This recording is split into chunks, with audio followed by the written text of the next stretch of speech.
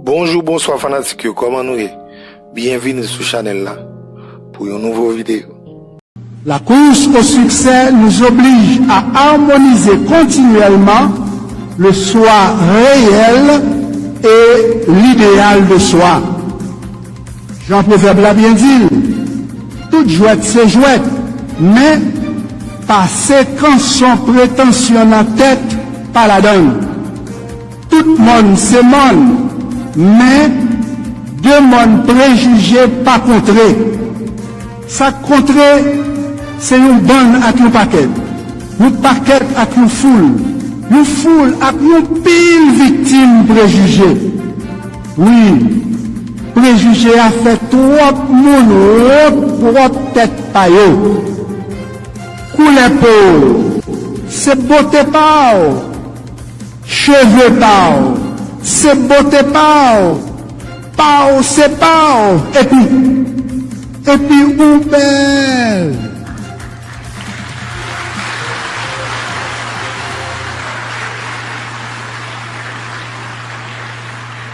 Moun qui l'aide, c'est moun sans conscience, qui prend moun sans conscience pour piller moun à conscience.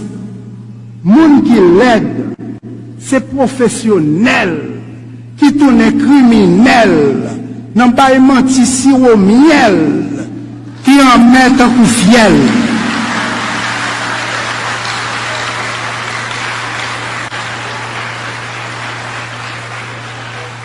Toi, digne petit-fils, petite fille du berceau de l'humanité, sois fier de la couleur de ta peau, sois fier de la quintessence de ton être.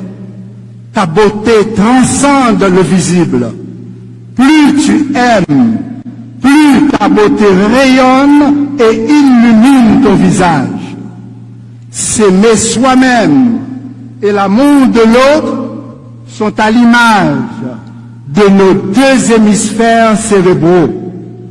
Leur synchronisation orientera inévitablement l'avenir de votre vie professionnelle et l'avenir de votre vie amoureuse. Comme vous en êtes témoin et conscient, permettez-moi de répondre à cette question que beaucoup de jeunes se posent. Pourquoi l'amour est aveugle? Voilà. Nous avons tous une amygdale dans chaque hémisphère cérébral. Quand on est amoureux, le cerveau désactive l'amygdale de l'hémisphère gauche. Voilà pourquoi tu as moins peur des dangers, tu deviens plus émotionnel, moins rationnel, et l'amour te rend un peu aveugle. Alors, la matière grise voit la vie en rose. L'euphorie de l'amour peut affecter positivement ou négativement votre vie professionnelle. Notre fameux Toto en c'est long. N'en fait Jacob Yévet. Toto à l'université, mais il n'a pas qu'à étudier. Le soir, Toto amusé écrit belle lettre, lettre sous lettre, lettre qui paraît lettre pour le voyer par mesdames. Mais Toto pas jamais joué une réponse. A fait lettre ça, virer lolo, il est net. Toto al prend canet, il pas passé. Papa le dit. Toto, qui j'en fait canet avec tout zéro ça y la donne? Ou pas gêné? Toto répond. Non papa, je ne pas ta gêner parce que c'est pas moi-même qui écrit tout zéro ça y dans canet. Papa Toto fâché, lui dit, qui parole tête chatte ça yo? Puis nous répéter.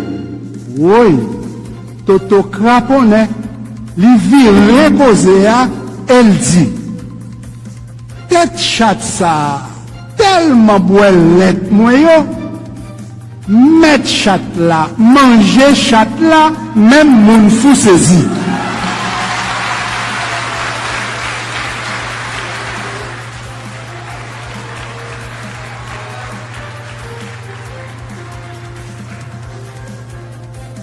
Contrairement à Toto, chers récipiendaires, vous avez réussi avec succès et vous pourrez aisément décrypter la conscience sociale.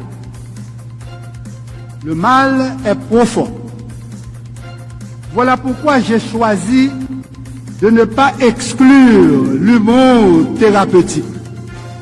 Quand on rit, notre corps sécrète des endorphines, c'est-à-dire des hormones qui réduisent la production du cortisol généré par le stress. Je le redis, le mal est profond.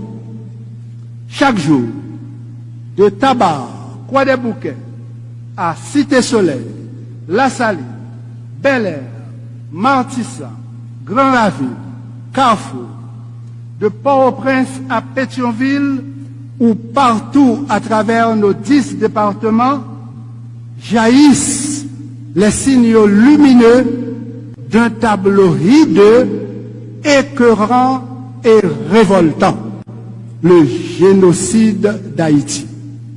C'est évident, c'est flagrant, la diaspora haïtienne en est consciente, pas les génocidaires à nos zones aussi.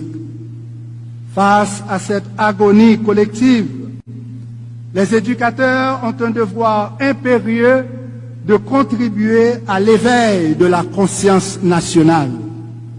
Difficile, mais possible. Possible, car les expériences vécues peuvent modifier notre potentiel cérébral. Plus on est intelligent, plus on s'ouvre à l'apprentissage en permanence.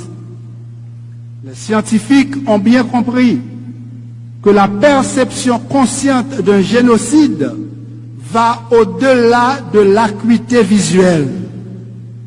Si 90% des fibres du nerf optique, la partie géniculaire, traitent la perception visuelle consciente, 90% des fibres du nerf optique véhiculent les informations inconscientes. Qui donc? Ouais, c'est une. Ouais, tout ça, ouais, c'est deux. Ouais, c'est une. Ouais, tout ça, ouais, c'est deux. Sinchita ton, n'aptoune, watan. Le génocide d'Haïti et la guerre en Ukraine nous concernent tous. Aujourd'hui, plus que jamais, nous devons susciter l'éveil de la conscience sociale.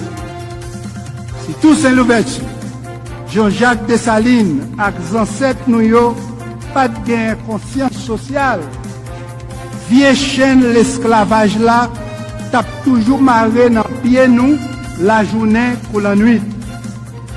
Les chaînes l'esclavage moderne marré dans cerveau moun, faut gagner bonne éducation avec bon gens sérum patriotique pour réveiller conscience sociale là avant trop tard.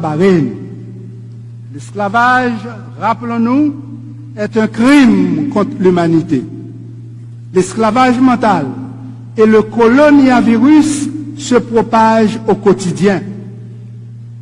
Les sœurs et frères affectés par ces pathologies sociales se bercent d'illusions de liberté. Plus le cerveau est psychologiquement enchaîné, plus on s'incline aux pieds de ses oppresseurs en rejetant la main de ses libérateurs. On l'a bien vu en 2004. Le néocolonialisme et ses agents pathogènes ont toujours cultivé l'art d'anesthésier la conscience des esclaves mentaux. Une pratique qui peut durer longtemps, car chez les délinquants autoproclamés bandits légaux, chez les assassins, les kidnappeurs et psychopathes, le risque de récidive criminelle se situe aux antipodes de la conscience sociale. En mesurant l'activité cérébrale de certains criminels. Les scientifiques ont observé que plus la probabilité de récidive est élevée, moins leur cortex singulaire antérieur est actif.